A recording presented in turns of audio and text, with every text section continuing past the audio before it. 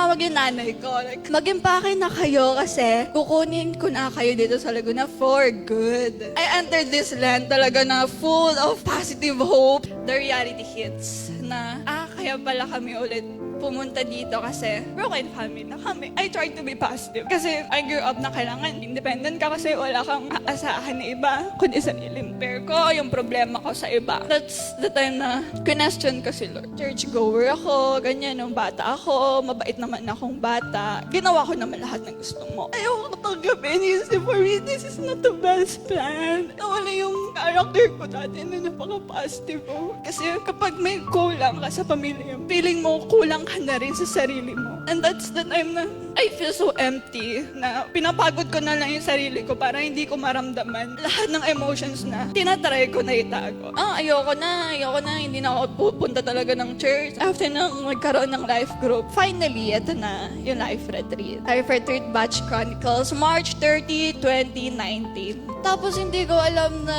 sobrang mag-change yung buhay ko. The trajectory of my life, actually. That's the turning point. After nung nandyan na kami sa life retreat na yan, mas naging honest na ako kay Lord. Mas naging open up na ako. Kasi may mga part talaga doon na talagang ma-feel mo na kayo lang ni Lord.